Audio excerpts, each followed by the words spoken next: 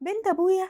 يا سلام، الاغنيه دي حققت مشاهدات على منصه اليوتيوب لغايه وقت تصوير الحلقه حوالي 25 مليون مشاهده، ده غير باقي المنصات عليها مشاهدات عاليه جدا. الاغنيه كلمات من عدلي القيعي وتلحين ايهاب عبد الواحد وغناء هنا ابراهيم يوسف. الاغنيه كلماتها معبره وحقيقيه ولحنها دخل قلوبنا كلنا، والتوزيع والاداء والاخراج وكل العناصر دي طلعت اغنيه ناجحه جدا جدا. في الحلقة دي هناقش معاكم الأغنية من منظور علم النفس، وسؤال حلقتنا يا ترى إيه الأسباب النفسية اللي خلت الأغنية دي تنتشر بالشكل ده؟ وقبل ما نبدأ بفكرك تعمل لايك وسبسكرايب وتفعل زر الجرس عشان يوصلك كل جديد. يلا بينا نبدأ.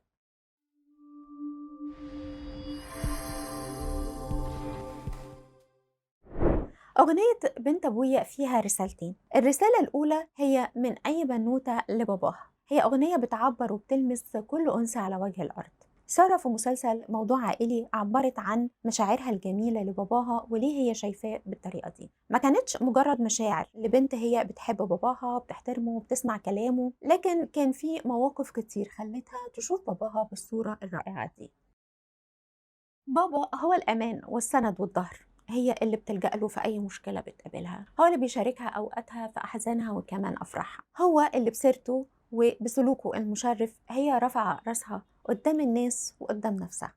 علم النفس بيقول لنا إنه بابا في حياة بنته هو أول راجل في حياتها وأول حب في عمرها كله. من خلال علاقتهم هي بترسم صورة لشريك حياتها في المستقبل، بتشوف فيه النموذج الأيديال، الباترن اللي هتعيش معاه باقي حياتها. لما بتكون العلاقة ناجحة ومثمرة وفي إطارها صح اللي ربنا خلقه، هي بتعرف حدودها وبتفهم الرجالة بيفكروا إزاي وتعرف تتعامل معاهم في المستقبل. بتتعلم من باباها ازاي تكون قوية في مواجهة الحياة، تكون عندها مبادئ ثابتة ومتينة، تكون واثقة من نفسها وقوية قادرة تواجه التحديات بدون ما تتكسر أو تضعف. يا بخت كل بنت ليها أب تتسند وتفتخر بيه. كمان حابة أشكر كل أب عرف يقوم بدوره صح مع أبنائه. بشكرك جدا انك بتتابعني لحد دلوقتي، ويا ريت تعمل لايك وشير للفيديو وتشترك في القناة عشان توصلك حلقاتنا أول بأول. الرسالة التانية حاجة مهمة جدا حابة أوصلها لكل راجل سواء ارتبط وأنجب أطفال أو لسه مقبل على الزواج. انت ليك دور مهم جدا في حياة زوجتك وبنتك وابنك. انت أساس البيت، انت الحيطان اللي ساترة اللي عايشين جواه، انت الأمان والظهر والسند، انت اللي بتحط المبادئ وبتمشي عليها، انت السفينة اللي ماشية في البحر وشايلة أسرة بحالها، انت اللي عندك الرؤية وانت القائد وانت البحار، انت المسؤول عن سعادتهم وتربيتهم واكلهم ولبسهم وحتى مستقبلهم. عشان تكون اب وزوج ناجح انت محتاج تستثمر في عقلك، تستثمر في جسمك، تستثمر في روحك، تستثمر في الحياة، تستثمر في وجودك.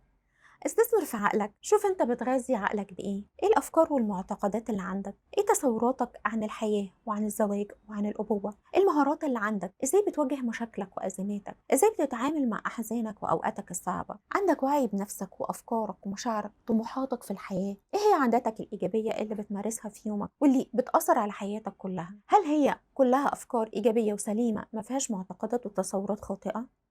كمان انت محتاج تستثمر في جسمك، ايوه تاخد بالك من صحتك، تاكل اكل صحي، تلعب رياضه، تنام كويس، تحاول تتخلص من العادات الصحيه المؤذيه لجسمك زي التدخين والجانك فود والسهر وغيره من اي عادات بتاثر بشكل سلبي على جسمك. كمان انت محتاج تستثمر في روحك، عندك ايمان بربنا، بتراعي تعليم ووصايا وفروضه في حياتك مع زوجتك واولادك وفي شغلك. لما بيكون في شخص امين ومخلص ونشيط في عمله بيقولوا عليه ده بيخاف ربنا. يا ترى ايه وجود ربنا في حياتك؟ كمان محتاج انك تستثمر في الحياة كلها، ايه الاثر والبصمة اللي بتسيبها وسط الناس ووسط احبابك وعيلتك والمجتمع؟ هل عارف اهدافك وادوارك ومسؤولياتك كويس، ولا الرؤية مبهمة ومهزوزة ومش واضحة، ولا شعارك في الحياة رايح مع الرايحين وجاي مع الجايين؟ لو الحاجات دي كلها مش واضحة اقعد مع نفسك وارسم طريقك وحقق اهدافك، او انك انت تسأل خبير يساعدك تحطوا مع بعض خريطة جديدة لحياتك.